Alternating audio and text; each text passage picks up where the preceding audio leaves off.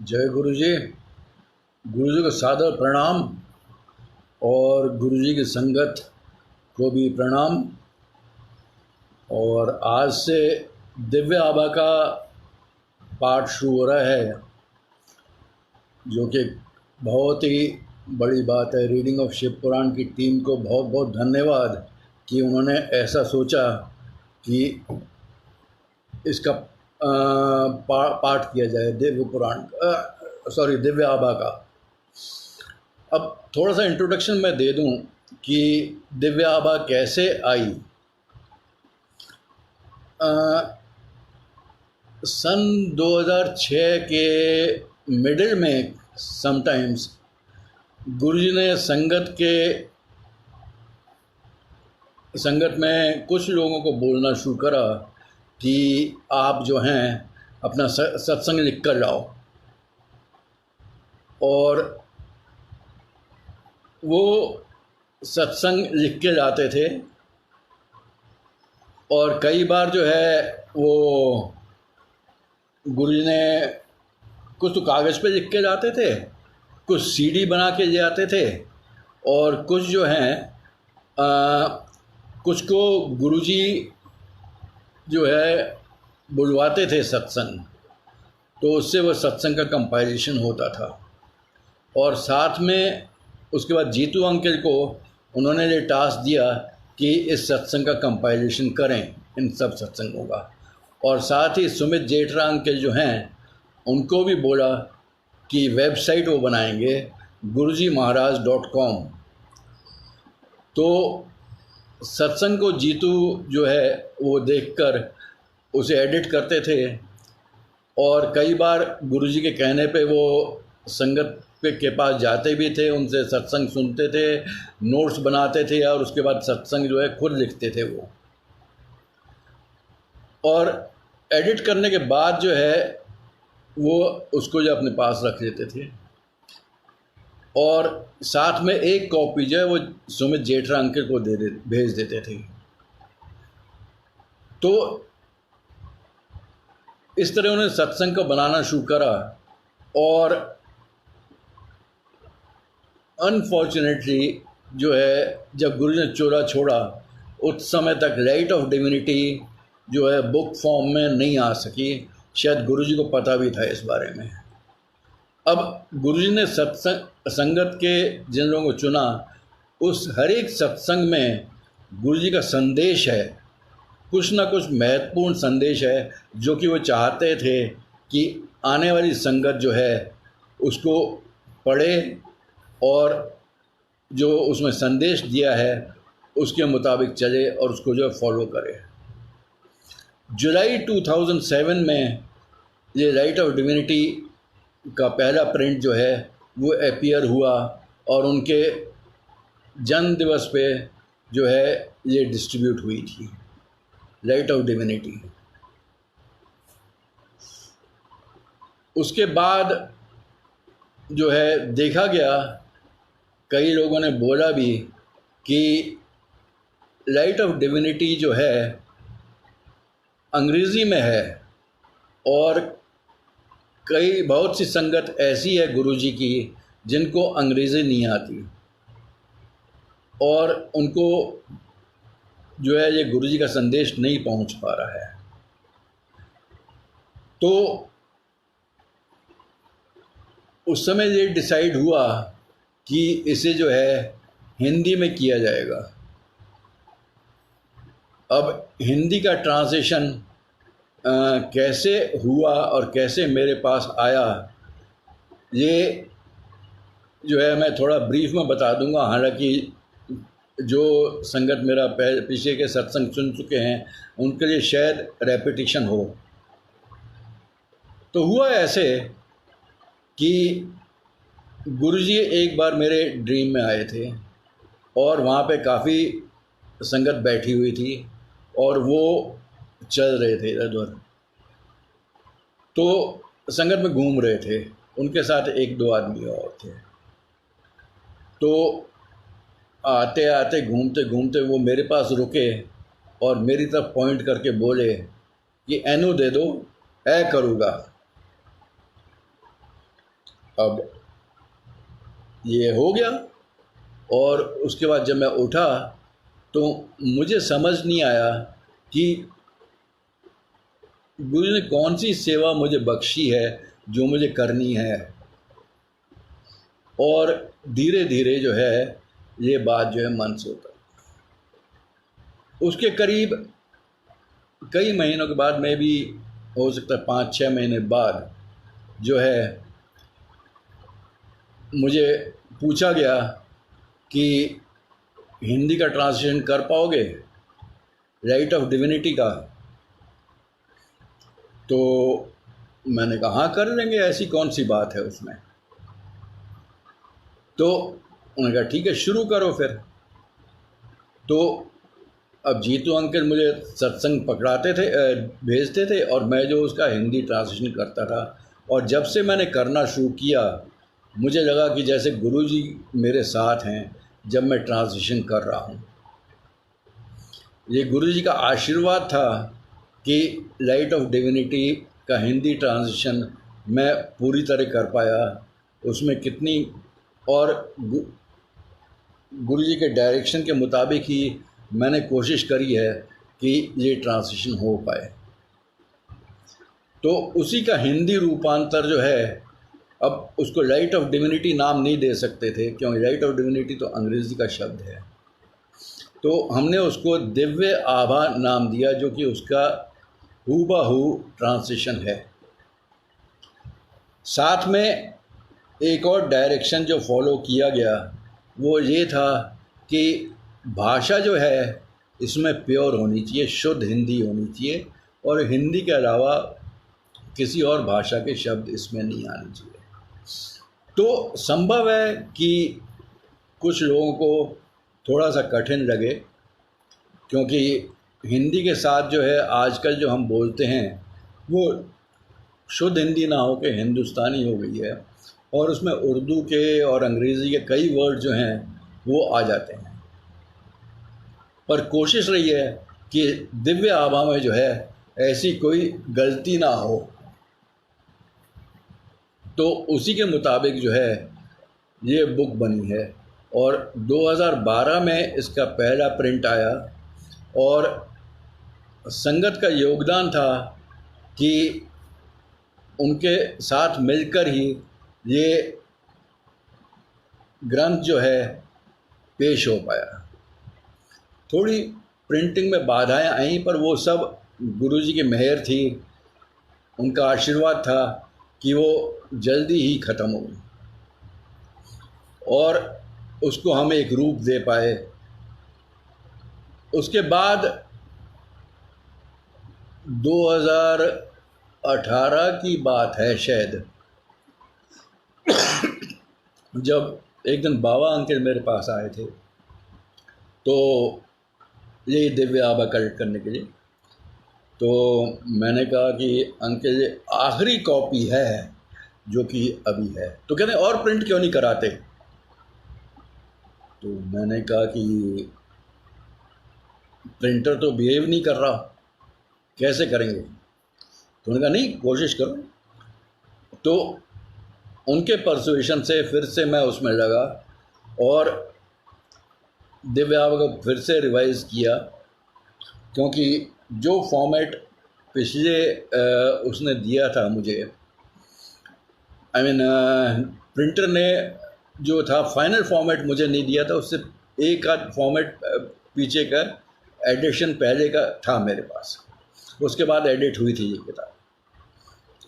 तो मुझे फिर से दोबारा करना पड़ा, बैठ के पूरा एडिटिंग किया। और उसके बाद जो है एक प्रिंटर को बहुत ढूंढ के निकाला। अगेन संगत की कोऑपरेशन था, योगदान था उनका। और एक आंटी थी, तो उनके कोई रिलेटिव थे तो उनको करा। तो बाद में पता लगा जी ये जो चार्जेस वो कर रहा है बहुत महंगे हैं। तो संगत के ही एक सेवादार थे, तो उन्होंने बात करके ही टुक द रिस्पॉन्सिबिलिटी। और उसके बाद जो है ये सेकंड एडिशन जो है उसी समय जो है उन्होंने प्रिंट करवाया। और मैं एक चीज़ और बता दूं कि कई लोग पूछते हैं कि इसकी कॉस्ट क्या है। नाउ दिव्य आभा या राइट ऑफ डिविनिटी जो है is not for sale, it is for free distribution. ये इसकी कोई कीमत जो है हालांकि आंकी नहीं जा सकती, क्योंकि इसमें गुरुजी के सत्संगों का संकलन है और ये जो है सबको जो है जिसको चाहिए मुफ्त में दिया जाता है। और कोशिश ये रहती है हमारी, जो रिक्वेस्ट मैं करता हूँ हर बार, कि दिव्य आभा अगर आप हिंदी नहीं पढ़ सकते तो प्लीज़ मत लीजिए। दूसरी बात है कि अगर आपके पास लाइट ऑफ डिविनिटी है तो, क्योंकि उसका हिंदी ट्रांसलेशन है, हूबहू हिंदी ट्रांसलेशन है, तो उसमें कोई अंतर नहीं है, तो इसलिए मत लीजिए। किसी और को बेनिफिट हो जाएगा, किसी और को फ़ायदा हो जाएगा, संगत को जिनके पास ये ग्रंथ पहुंचेगा। और अगर पूजा के स्थल पे सजा के रखनी है तो, और पढ़नी नहीं है तो भी निवेदन करता हूँ मैं कि इसको मत लीजिए। जब तक आप, अगर आप लेते हैं तो आपका उत्तरदायित्व बनता है कि आप इसको पढ़ें और उससे लाभ उठाएं। गुरुजी के संदेश जो हैं बहुत सरल भाषा में होते थे और हर एक सत्संग में उनका एक ना एक संदेश जरूर है। कईयों में बहुत संदेश हैं, कुछ बहुत लंबे सत्संग हैं, कुछ बहुत छोटे हैं, पर संदेश हर एक में है। और अभी जो इसका पाठ शुरू हुआ है दिव्य आभा का, ये हर मंडे, वेडनेसडे और फ्राइडे को इसी टाइम पर होगा। और संगत से निवेदन है कि इसको सुनकर जो है आप बेनिफिट हों, आप लाभ उठाएं। और गुरुजी के जो पुरानी संगत, हालांकि मैं पुरानी संगत और नई संगत नहीं कहता हूँ, जो उन्होंने गुरुजी को देखा है, उस जो गुरुजी के साथ पहले से जुड़े हुए हैं, उन्होंने जो सत्संग लिखे हैं उसमें जो मैसेज है वो आप ज़रूर समझें और उससे लाभ उठाएं। तो अभी मैं शुरू करता हूँ इसका इंट्रोडक्टरी पार्ट पढ़ना, और क्योंकि ये थोड़ा सा एब्स्ट्रैक्ट है तो मैं साथ साथ जो है इसका ट्रांसलेशन भी करता जाऊँगा। तो जहाँ पे मुश्किल होगा वहाँ पे मैं थोड़ा रुक कर जो है समझाना चाहूँगा इसका मतलब क्या है। पहला है श्री गुरु स्मरण। अनंत काल से हमारी मातृभूमि पर उन महापुरुषों की कृपा रही है जो इस पवित्र भूमि के कर्णधार हैं।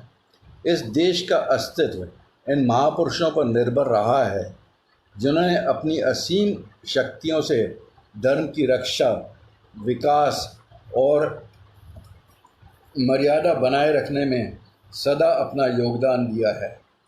समस्त देशवासियों में श्रद्धा जागृत और सबको आलिंगन करने वाली अनूठी परंपराओं का विकास करने के लिए हम सदा इनके आभारी रहेंगे। ब्रीफली ये है कि हमारे देश में हमेशा से ऐसे महापुरुष रहे हैं जिन्होंने अपना मैसेज दिया है और उसी के आधार पे जो उनका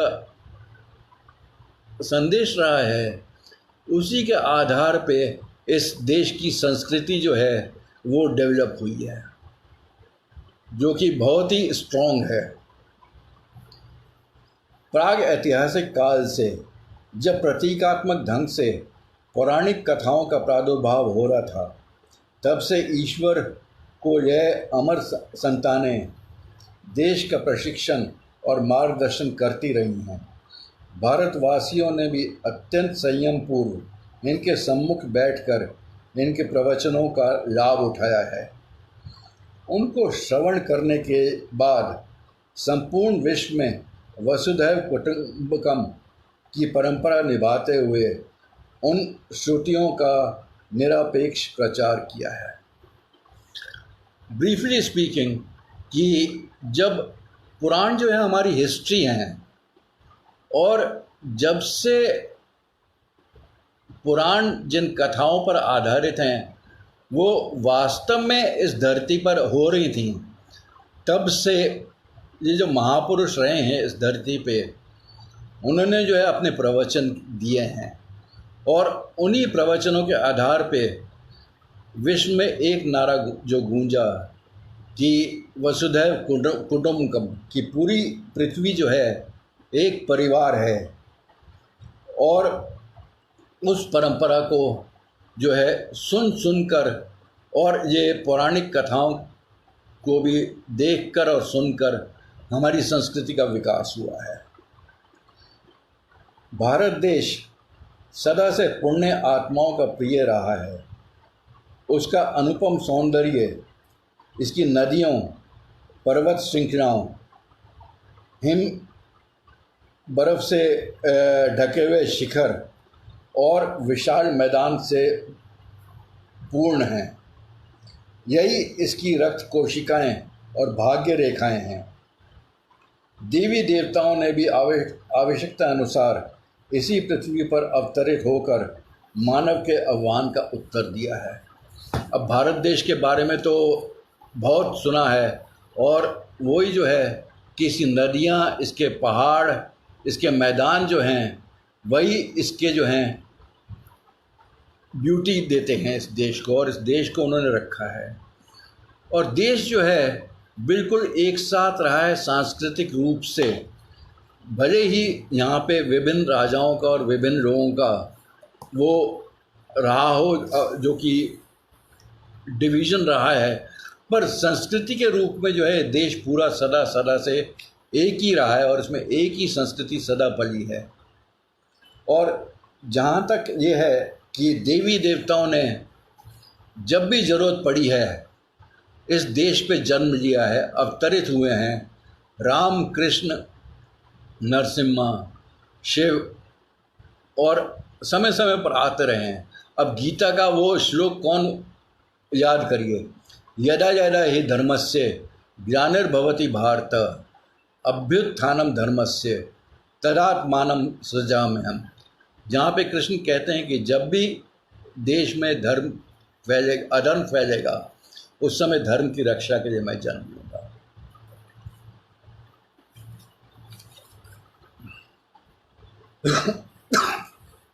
हमारे युग में अब जब हम प्रेजेंट काल में आ रहे हैं, हमारे युग में गुरुजी उसी परमात्मा का लौकिक रूप थे।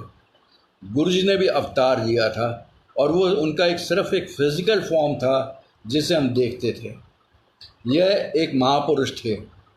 उनका मुख्य उद्देश्य यहाँ के निवासियों को भौतिकता की दलदल से बाहर निकालना, मतलब मटेरियल जो है, प्रेम बहुत हो जाता है लोगों को पैसे से और अपनी पोजीशन से, उनसे बाहर निकालना, सही कर्मों का मार्गदर्शन करना, उनके दुखों को कम करना, मनुष्य को उसके वास्तविक रूप की पहचान कराना, स्नेह और प्रेम की भावना और आपसी भाईचारे का पाठ सिखाना था। अब मैं जो है उसका बहुत बड़ा महत्व हो जाता है, जिसको गुरुजी जो है हमेशा चाहते थे और कहते थे कि मैं कौन हूँ ये पहचानना बहुत ज़रूरी है। मेरा फिज़िकल शेप है या कुछ और है, उस मैं को पहचानो, सही कर्म करो, सही धर्म करो। अब धर्म का अर्थ इधर जो है रिलीजन से नहीं है, धर्म का अर्थ जो है ड्यूटी से बनता है, कि आपकी क्या ड्यूटी है, क्या रिस्पॉन्सिबिलिटी है। अब पति धर्म है, पत्नी धर्म है, राज धर्म है, राजा का धर्म है, शिष्य धर्म है, गुरु धर्म है। हर एक जो है, इनको रिलीजन आप कभी नहीं कह सकते, इनको आप रिस्पॉन्सिबिलिटी कहेंगे, इनको अब ड्यूटी कहेंगे। तो ये ड्यूटी और रिस्पॉन्सिबिलिटी जो है ठीक से निभाना जो है बहुत ज़रूरी है। ये गुरुजी ने कहा भी था। अब गुरुजी के एक वो सेइंग है कि पति पत्नी का ध्यान रखे, पत्नी पति का ध्यान रखे, दोनों मिलजुल कर बच्चों का ध्यान रखें और उनको अच्छा इंसान बनाएं, अच्छी उनकी परवरिश करें। ये एक परिवार का धर्म है जिसको हमें फॉलो करना चाहिए। यह अनुकूल वातावरण बनाकर मानव धर्म की पुनर्स्थापना करने के लिए आए थे। गुरुजी का कथन था, गुरुजी का कहना था कि वह तो परम दिव्य ज्योति के अंश हैं। गुरु ने कहा था मैं तो लाइट हूँ। ये जो है फिज़िकल फॉर्म है सिर्फ उनका, जिससे हम उनको देख सकें, पर ये उनका वास्तविक रूप नहीं था। उनके लिए शरीर और व्यक्तित्व का कोई अर्थ नहीं था। इस स्थूल शरीर की आवश्यकता मात्र भौतिक अस्तित्व के लिए है। वे तो खिले हुए पुष्प समान थे और सब भक्त उनसे दिव्य मधु प्राप्त करने के लिए मधुमक्खियों की तरह भिनभिनाते रहते थे।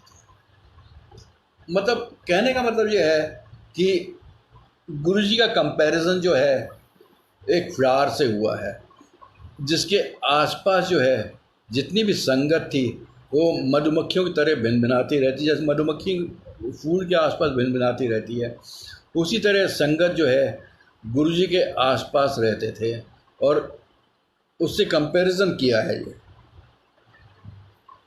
उनकी ओर आकर्षित होकर सब उसमें लीन हो जाते थे। उन्होंने सबको उसी प्रेम, त्याग और ज्ञान का पाठ दिया जो इस भारत की आधारशिलाएं हैं। उन्होंने हमेशा जो है यही सिखलाया, भाईचारे का भाव और कैसे रहना है, कैसे आचरण करना चाहिए, कैसे आपको पालन करना चाहिए। गुरुजी जैसे महापुरुष के लिए शब्द सदा कम रहेंगे, क्योंकि शब्दों से अनंत का वर्णन करना बहुत असंभव है। मार्ग की दिशा से अवगत कराने वाले चिन्ह स्वयं मार्ग न होकर केवल पथिक का मार्गदर्शन करते हैं। उनको प्रयोग तो उन उपकरणों के समान है जिनको उपयोग करके उन्हें फेंक दिया जाता है। अब रोड साइंस आपने देखे हैं, रोड साइन रोड थोड़ी है। रोड साइन तो सिर्फ रोड का डायरेक्शन देती है। गुरुजी डायरेक्शन देते थे, उस पर चलना जो है संगत का काम है। हम सब उनको केवल उस सर्वनाम से जानते थे जिसका संभवतः इस धर्म प्रधान देश में सर्वाधिक उपयोग होता है, गुरुजी। यह शब्द अत्यंत गूढ़ अर्थ और शक्ति से परिपूर्ण है। यदि कोई भक्त कभी निडर होकर उनका नाम पूछ लेता था तो उनका उत्तर यही होता कि उन जैसे महापुरुषों के कोई नाम नहीं होते। इस कहने के साथ ही वह अपना अस्तित्व व्यक्त कर देते थे। वह बता देते थे कि वह कौन है। कभी उन्होंने अपना नाम नहीं बताया और मेरे सामने तो कभी किसी ने उनका नाम पूछा नहीं, पर इस ग्रंथ में आया तो ज़रूर किसी न किसी ने पूछा है। ईश्वर के दूत, सृष्टि के रचयिता, ब्रह्मांड के नृप नहीं, वह तो स्वयं परमात्मा थे। वह ईश्वर के दूत थे। वह इस क्रिएशन को उन्होंने क्रिएट किया था और इस यूनिवर्स के राजा थे। नहीं, ऐसा नहीं था, वह तो स्वयं रब थे। गुरु परमात्मा से अलग किसी को भी नहीं जानता। वास्तव में गुरु की ईश्वर से अलग कोई पहचान नहीं हो सकती। कहते हैं उन्होंने 31 मई 2007 को महासमाधि ग्रहण कर ली। हमारा इस कथन पर विश्वास करने का कारण यही है कि हमने उनको फिजिकल फॉर्म में देखा था और हमें उनसे प्रेम हो गया था। As a human being also we used to love him very much. और उन्होंने समाधि तो ले ली और पलक झपकते ही उनकी वह काया समाप्त हो गई। अपने द्वारा निभाई जा रही भूमिका पर उन्होंने स्वयं पर्दा कर दिया। इसका कारण यही था कि वे अवतार थे, स्पिरिचुअलिटी का मानव रूप, ह्यूमन फॉर्म। वे तो शिव, नानक और प्रेम के मूर्त रूप थे। हालांकि ऐसा कभी नहीं था, वे तो एक ओंकार थे और हमेशा रहेंगे। ओम और ओंकार वही गुरुजी थे और हमेशा ओम और ओंकार में ही उनका दर्शन करना चाहिए, उनको याद उसी में करना चाहिए। वे आज भी हम सब के बीच विद्यमान हैं। वे सदा से हमारे पिता परमेश्वर रहे हैं और हमें उनकी बातें सुननी पड़ेंगी। भारत ने तो हमेशा ही महापुरुषों की बातों को गंभीरता से लिया है। ऐसा कहा जाता है और सत्य भी प्रतीत होता है कि गुरु को सुनने मात्र से जो है अभिज्ञान की प्राप्ति हो जाती है। मतलब सिर्फ सुनने से अपना जो है अहम कैसे नष्ट हो जाता है, वो अनुभव करने वाली बात है। ये आगे और डिस्कस होगा। आप सबसे निवेदन है कि इस पुस्तक के सत्संगों को ध्यान से पढ़िए और समझने का प्रयास करिए कि गुरुजी की क्या अभिलाषा रही है। उन्हीं के आदेशानुसार उनकी प्रिय संतति द्वारा हम सब की उनको ये दिव्य आभा पुस्तक जो है प्रेम पूर्वक भेंट करते हैं।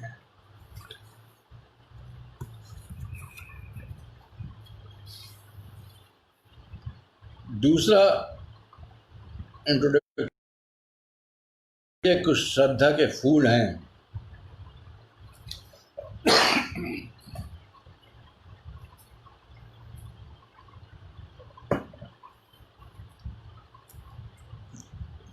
कांच के ऐसे गगनचुंबी पर्वत की कल्पना कीजिए जो दर्पण के तरह है। उसमें कोई दाग धब्बा या अन्य कोई निशान नहीं है। वह तो एकदम साफ है, स्वच्छ है और उसमें अनमैचिंग लाइटनिंग का प्रकाश है, तेज़ है। अब उसके सामने अगर आपको खड़ा कर दें तो क्या होगा? आप अपनी सांस रोककर उस शीशे को देख रहे हैं। यह आपके गुरुजी के प्रथम दर्शन होंगे।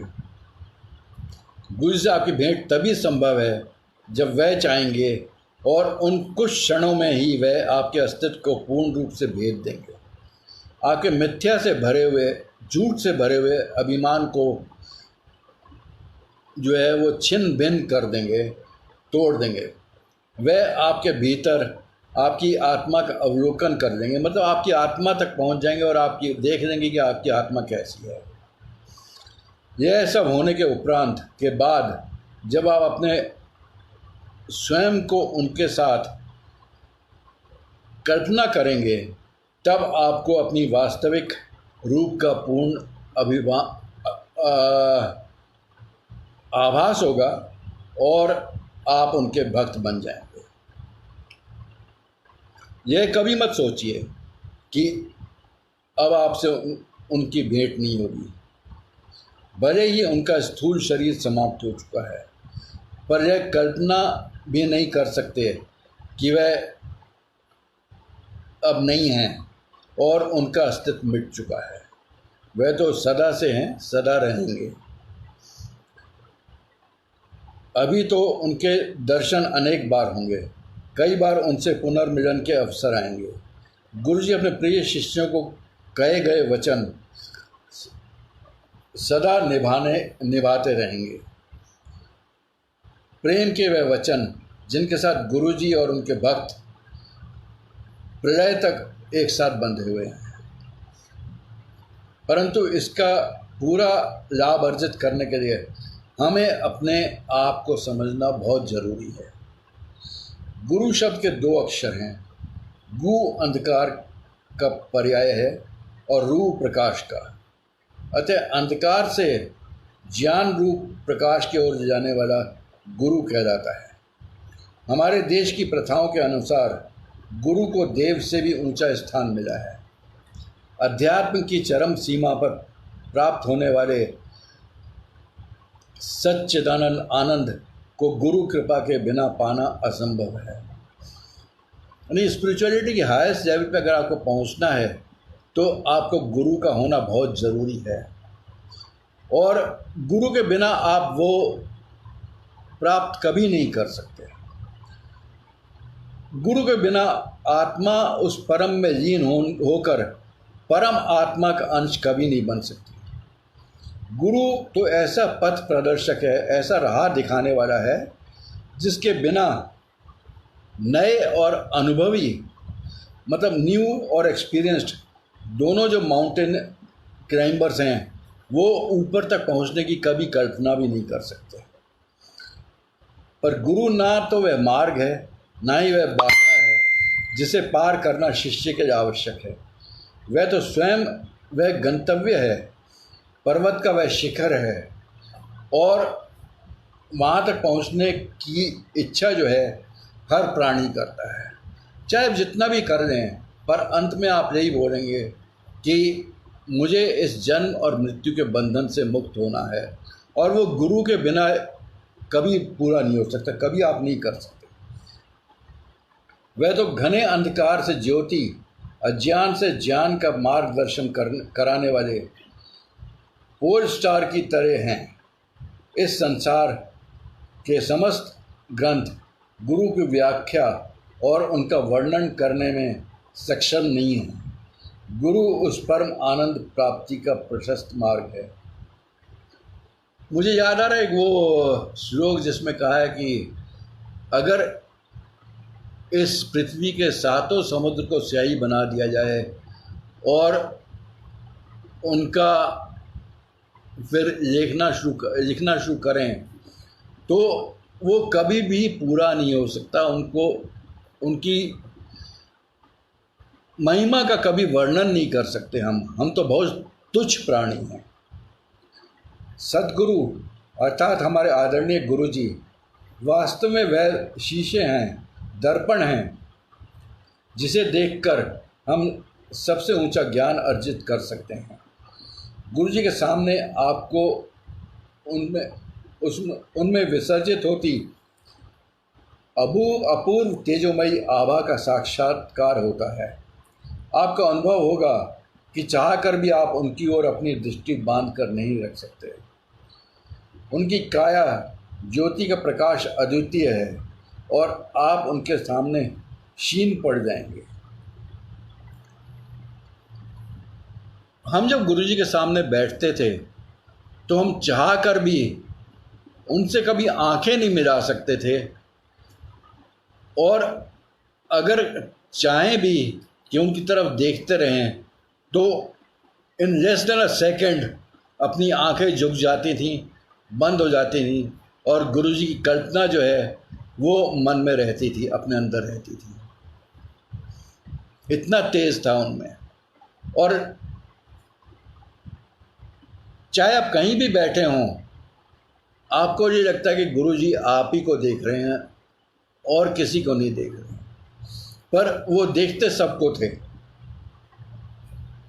इसके विपरीत गुरुजी मात्र एक क्षण में आपके भीतर छिपी हुई पवित्रता का दर्शन कर लेंगे।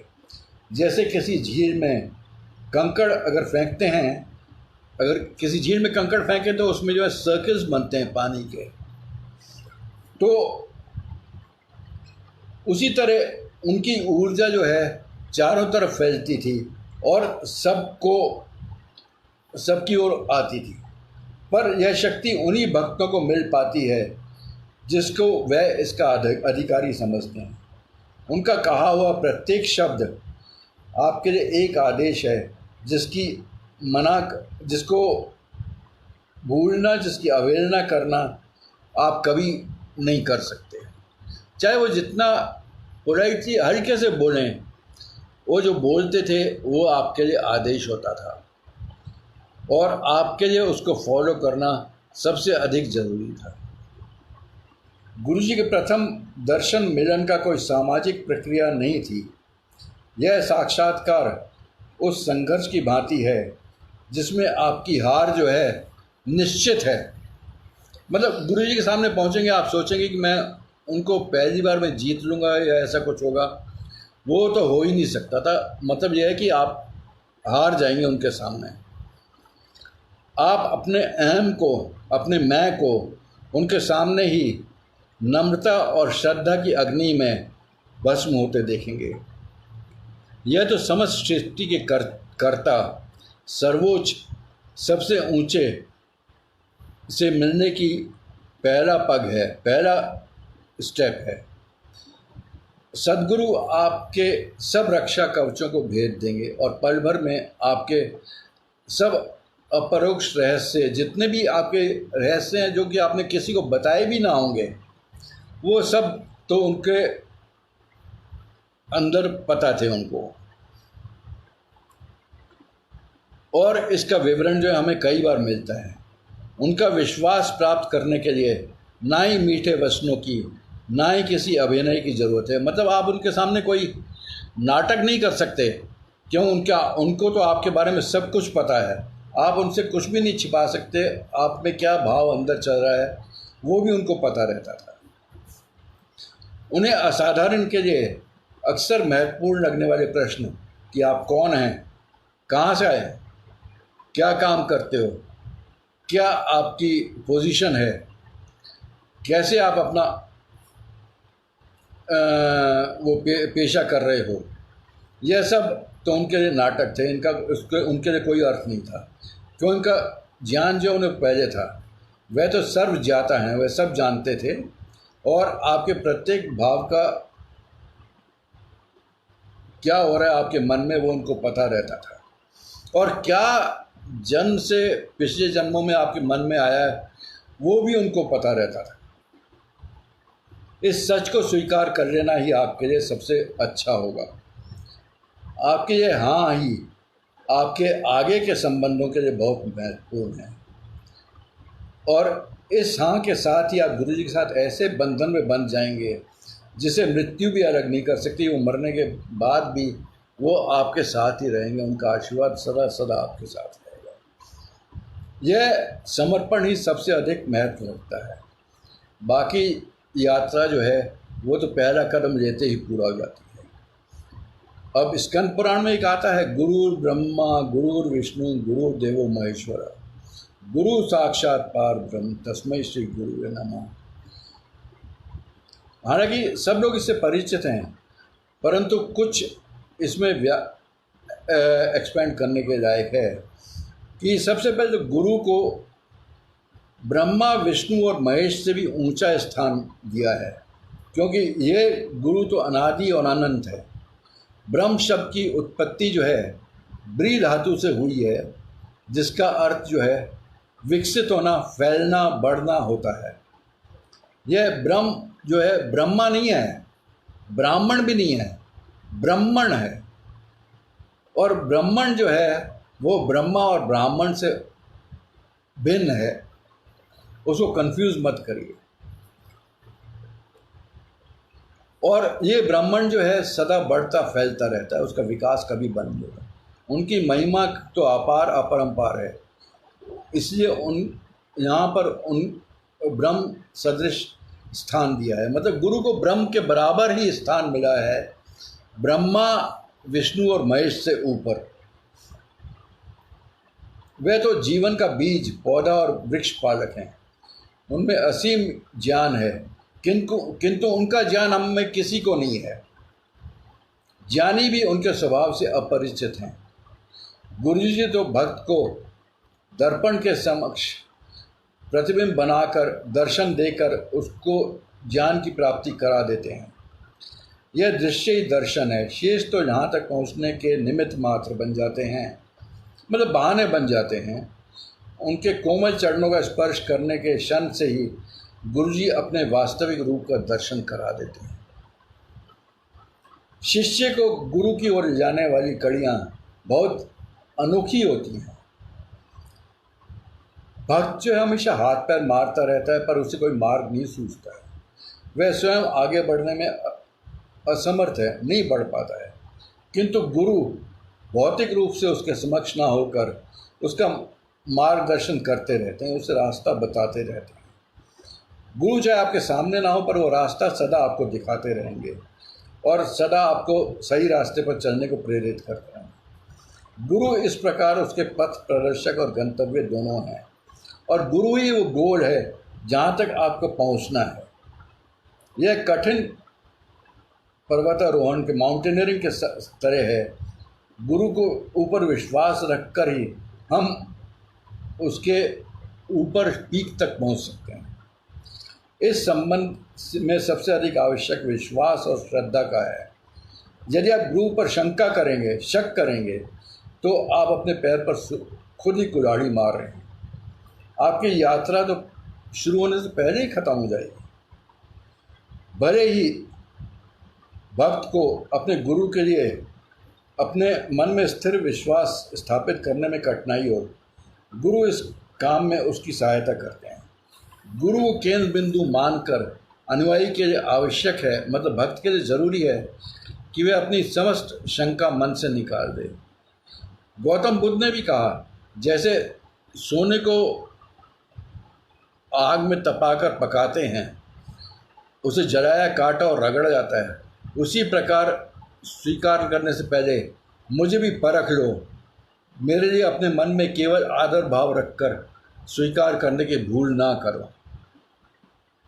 एक बार स्वामी रामकृष्ण परमहंस ने भी विवेकानंद, जो उस समय नरेंद्र के नाम से जानते थे, विवेकानंद का नाम उनका नहीं हुआ था, तो उनको भी बोला कि मुझे जो है पैसे से कोई भाव नहीं उठता है। विवेकानंद जो युवा थे नरेंद्र, उनको शक हुआ, उन्होंने उनके तकिए के नीचे एक सिक्का रख दिया। अगले दिन जब वो उठे तो उन्होंने कहा मुझे ठीक से नींद नहीं आई, पता नहीं क्या बात है, और इसी के साथ ही विवेकानंद की जो शक है वो समाप्त हो गया और गुरु ने अपनी सत्यता जो है सिद्ध कर दी।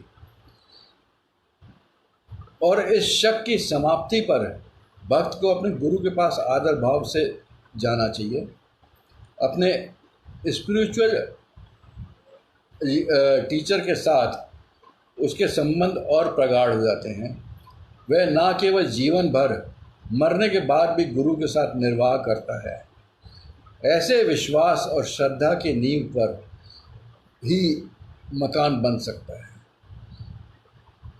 अनुयायी को, भक्त को ये भी समझना जरूरी है कि वह गुरु का ही आत्मिक प्रतिबिंब है। मतलब अहम ब्रह्मस्मि या तत्त्वमसि, वो जो है समझना बहुत ज़रूरी है, और वो गुरु ही समझा सकते हैं, और कोई उस स्थान तक नहीं पहुंचा सकता जहाँ पे आप बोल सकें ये जो हैं अपने उपनिषदों में जो फ्रेज आए हैं उनको। यह भी ध्यान रखना ज़रूरी है कि गुरु अवसर आने पर अपने भक्त को ज़रूर टेस्ट करेंगे।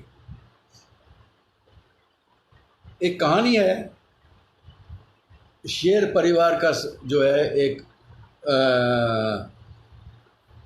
छोटा जो है वो उनसे कब जो है वो अलग हो गया और भेड़ों के साथ रहने लगा। धीरे धीरे उसका स्वभाव भी भेड़ों के जैसे हो गया और वो भेड़ों की तरह मिमियाने का कोशिश करने लगा। पर एक दिन अचानक एक शेर ने ये देखा और वह चकित रह गया कि ये क्या हो रहा है। उसने कब को पकड़कर झिंझोड़ा और दहाड़ मार के बोला, तुम्हें क्या हुआ है, तुम भेड़ों की तरह क्यों व्यवहार कर रहे हो। तो कब ने घबराते हुए कहा कि मैं तो भेड़ ही हूँ और शेर से ज़रूर कोई गलती हुई है। तो शेर उसे खींचकर एक झील के पास ले गया जहाँ पर उसने उसे अपना चेहरा दिखाया और उसका भी चेहरा उसको दिखाया और कहा कि अब बताओ कि तुम्हारा असली रूप क्या है। गुरु का कार्य भी इसी प्रकार सरल नहीं होता। वह तो उन सब आर्टिफिशियल पिलर्स को उखाड़ कर फेंक देते हैं जिन्हें उनके भक्तों ने अपने फिजिकल मतलब अर्थली जीवन के लिए आधार बनाया हुआ है, और उसे उसके असली रूप से परिचय कराते हैं। हम हाड़ मांस के जीव जंतु नहीं हैं, बल्कि उस परमात्मा का ही प्रतिबिंब है। ये हमको समझना बहुत ज़रूरी है। आत्मा तो परमात्मा में विलय ही हर आत्मा का अंतिम ध्येय है, और हम इस लौकिक विश्व की मोह माया और जाल में फंसकर उस लक्ष्य को भूल गए हैं। हमें अपनी इंद्रियों को वश में ना होकर चलने वाले पशु के समान नहीं बनना चाहिए। प्रत्येक जन्म की भांति इस जन्म में भी हमारी आत्मा ने शरीर को धारण किया हुआ है। मतलब आत्मा ने शरीर को धारण किया हुआ है, शरीर ने आत्मा को धारण नहीं किया है। गुरु के कमल चरण स्पर्श कर उनकी पावन शरण में आकर ही मूल परिवर्तन संभव है। मन में स्वाभिमान की प्राप्ति होने पर ही वास्तविक ज्ञान का बोध होता है।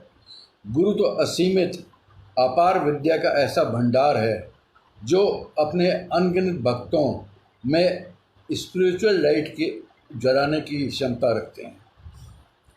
उनके प्रेम स्पर्श मार्ग से ही चित्त जागृत हो उठता है, किंतु उस स्टेज तक पहुंचने से पहले उनको बहुत ज़रूरी प्रबंध करने होते हैं। हम इस और अनेक पूर्वजन्म के कर्म बंधनों से बंधे हुए हैं। मन पर कर्म का प्रभाव जो बहुत गहरा होता है, इनसे निकलने के लिए मन और शरीर दोनों को पक्का करना बहुत ज़रूरी है, और शरीर को तो तैयार करना बहुत ज़रूरी है, बिकॉज शरीर जब तक रोगी रहेगा तब तक मन को आगे नहीं बढ़ा सकते आप। जिस प्रकार भंवर में फंसकर स्विमर जो है डूब सकता है, मतलब जैसे वर्लपूल होता है, आपने देखा होगा नदी में समुद्र में भंवर होती है, उसमें अगर स्विमर पहुंच जाए तो वो डूब जाता है। यही स्थिति मनुष्य की होती है। यदि वह इसके लिए तैयार नहीं है तो वह यात्रा शुरू होने से पहले ही औंधे मुंह बल खाकर गिर जाएगा। अतः गुरु अनेक बार ऐसी परिस्थितियां उत्पन्न करते हैं जो शिष्य को अमूल्य पाठ पढ़ाती हैं। कहने का मतलब यह है कि गुरुजी जो हैं कई बार जो हैं आपके लिए डिफ़िकल्टीज पैदा करेंगे, और वो इसीलिए इस तरफ करते हैं कि आपको मन से और शरीर से आपको आगे वाले जो है आपका जो रास्ता जो उन्होंने सोच रखा है उस पर आपको चला सकें। जीवन में कोई भी बाधा आने पर गुरु की दया पूरे तरह से पहचान में आती है। कई अवसरों पर शिष्य के आत्मिक विकास की बाधा को दूर करने के लिए गुरु उसके कर्मों को अपने ऊपर ट्रांसफ़र कर लेते हैं, और इस प्रकार उसके कर्म फल नष्ट कर देते हैं जो उसकी प्रगति में बाधा कर रहा है। गुरु को अपने भक्तों के लिए व्यवहार तो इस तरह है जैसे किसी विशाल बाधा को पार करने के लिए जो है पेरेंट जो है अपने बच्चे को अपने कंधे पे बिठाकर जो है मुश्किल रास्ते से पार करा देता है। ऐसे महान गुरु को हम किन शब्दों में धन्यवाद कर सकते हैं।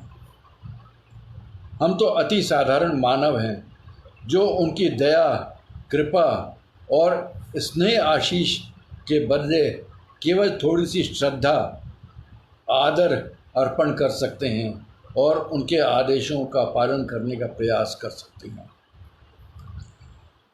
तो भी कई बार ऐसी परिस्थितियां आती हैं जब हम अपने गुरु से अप्रसन्न हो जाते हैं, पर गुरु तो गुरु हैं और हम साधारण मॉर्टल्स। उनके लिए हमारी उन्नति ही सबसे अधिक महत्वपूर्ण है, और उसको अनुकूल करने में कोई चूक नहीं करते।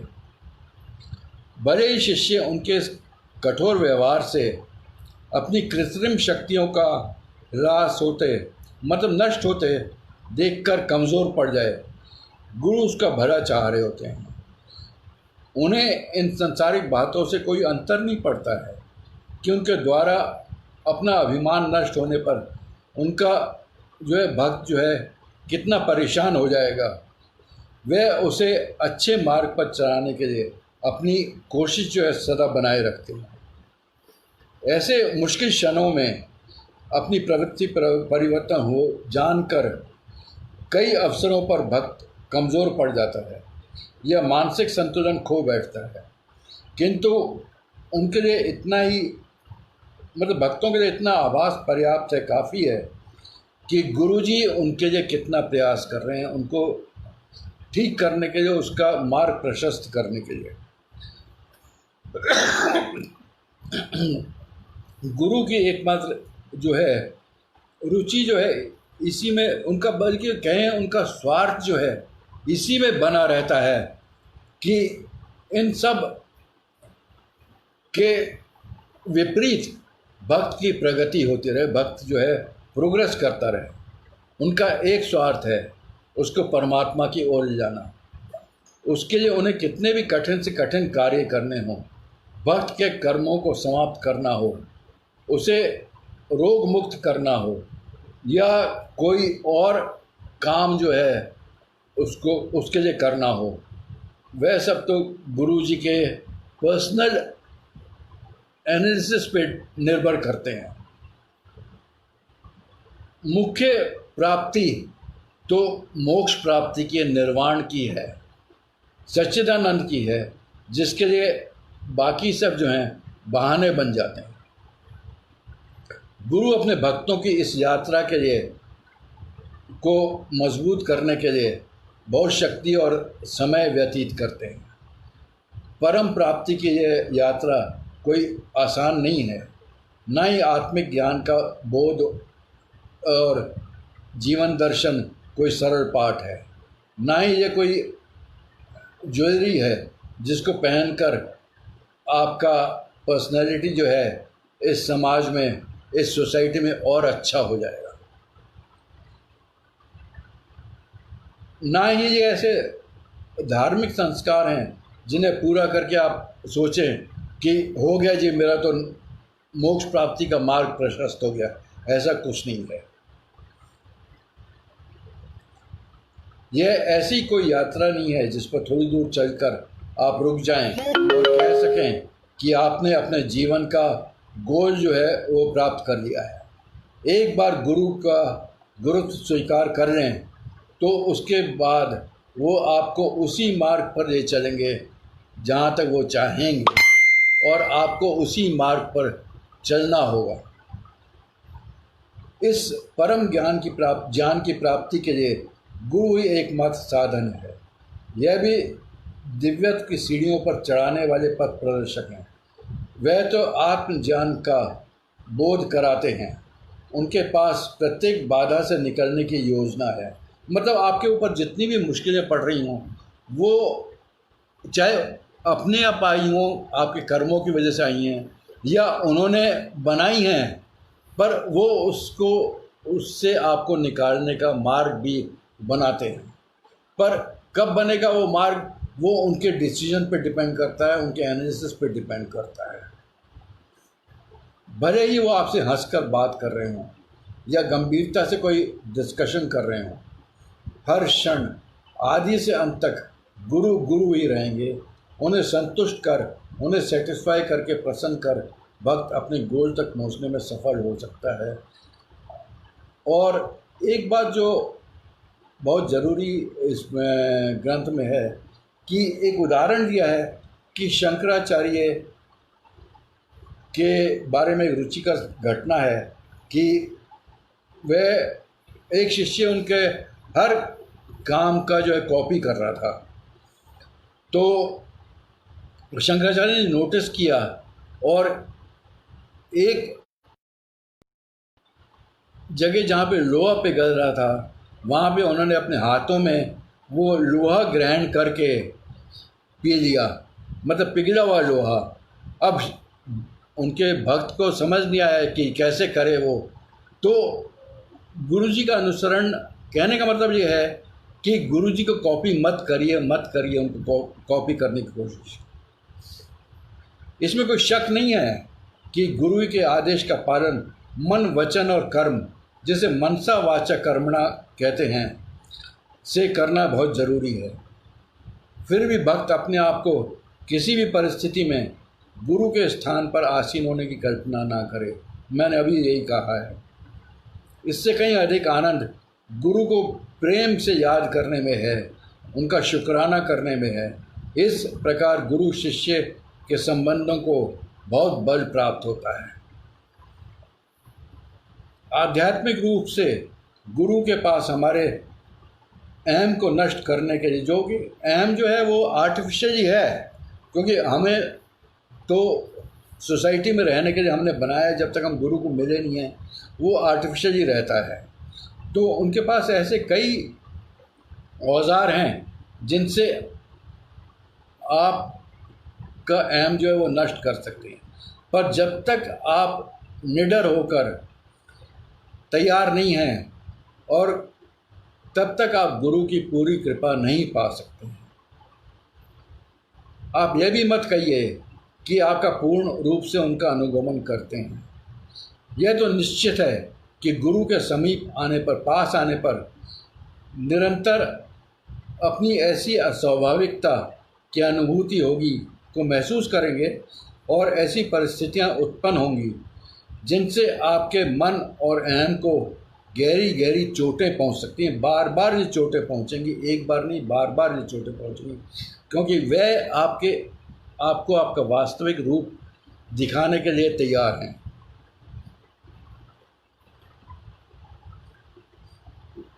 यह भी संभव है कि गुरु शरण में आने के पश्चात उनकी कृपा, दया और आशीर्वाद के छोटे से छोटे लक्षण भी समाप्त हो जाएं, किंतु यह सब अस्थाई चरण हैं। गुरु का बड़प्पन तो इसी में है कि वह हमारी तत्कालीन अवस्था में स्वीकार करते हैं।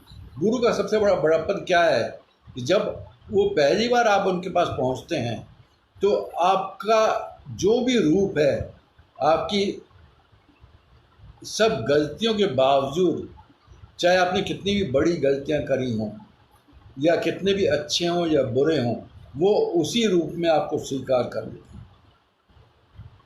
अपने शरण में आने के, किसी के भी आने के लिए कोई प्रतिबंध नहीं लगाते हैं। सर्वरूपेण परिपूर्ण सच्चिदानंद में आसक्त होकर उन्हें कोई उपहार नहीं चाहिए, ना ही किसी फिजिकल चीज़ की ज़रूरत है उनको।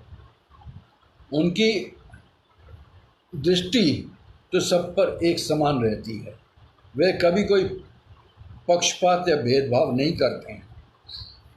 असीम आकाश की भांति किसी को भी स्पर्श किए बिना वह सब भक्तों को अपनी आलिंगन अर्पित करते हैं। वह तो शाश्वत सत्य शिव के साक्षी, मतलब वो किसी से भेदभाव नहीं करेंगे, किसी को ये नहीं पार्शलिटी नहीं करेंगे। वो सबके सब पूरी संगत उनके लिए एक समान है।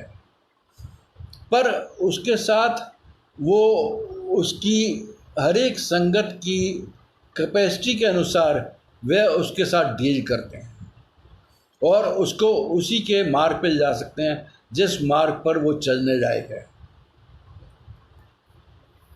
गुरु सबसे बड़े हैं, उनकी समानता करना असंभव है।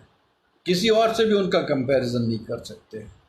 उनकी भव्यता, उनकी महिमा तो स्वर्गलोक में निवास करने वाले देवी देवताओं से भी ऊंची है।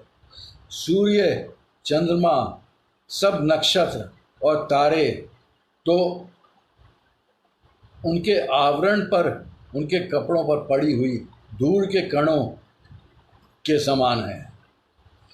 पवित्र त्रिमूर्ति मतलब ब्रह्मा, विष्णु, महेश, असंख्य देवी देवता और ब्रह्मांड की समस्त यूनिवर्स की सब शक्तियाँ सब नतमस्तक होकर उनका चरण स्पर्श करते हुए उनके प्रत्येक आदेश को पालन करने के लिए तत्पर हैं।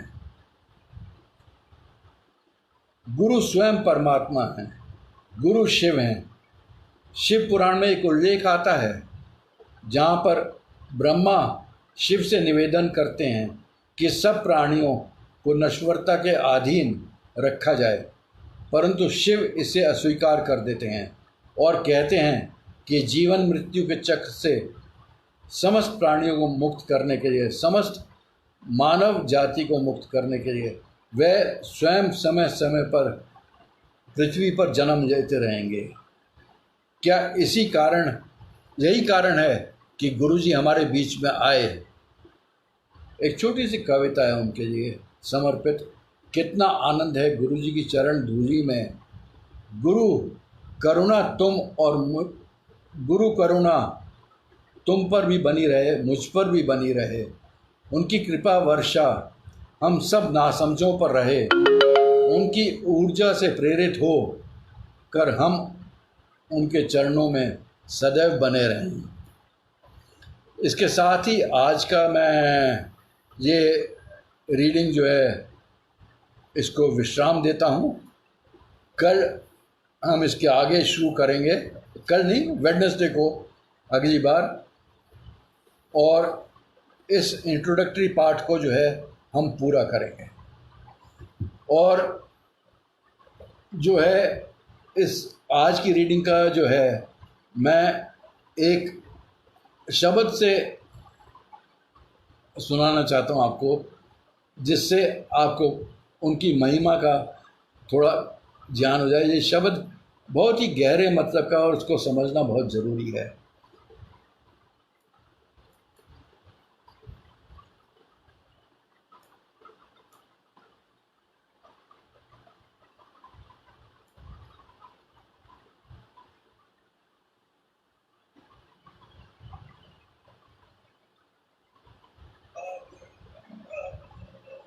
तेरा तेरा अंत ना पाया, अब मुझा को तेरा तेरा अंत ना पाया, अब मुझा को तेरा तेरा अंत ना पाया, तेरा अंत ना पाया,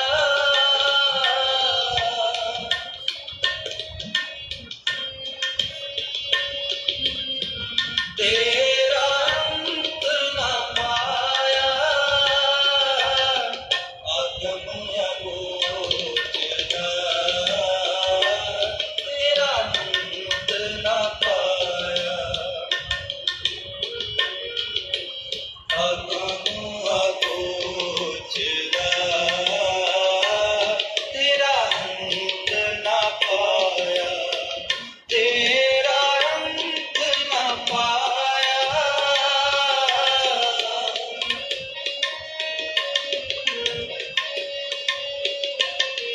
तेरा अंत ना पाया, आगम अगोचरा, तेरा अंत ना पाया, आगम अगोचरा, तेरा अंत ना पाया।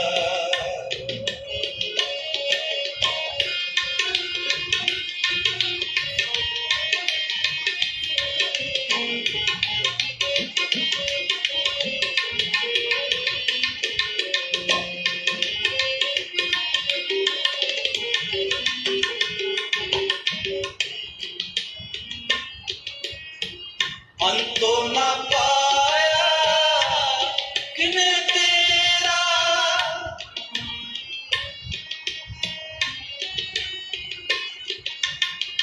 अंतो ना पाया किने तेरा, अपना आप तू जाने,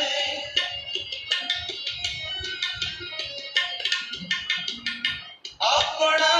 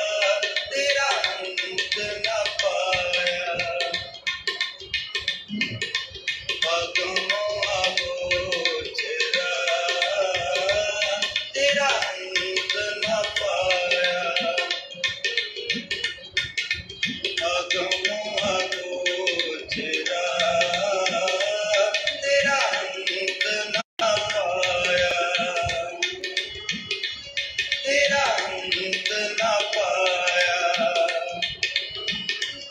तेरा अंत ना पाया।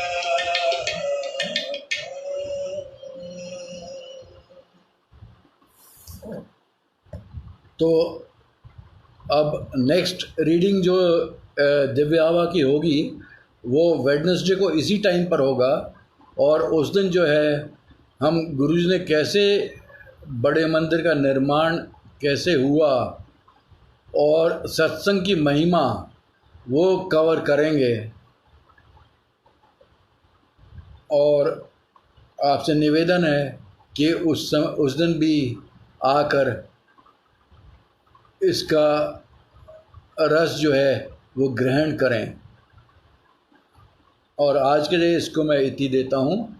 जय गुरु जी, शुक्राना गुरु जी।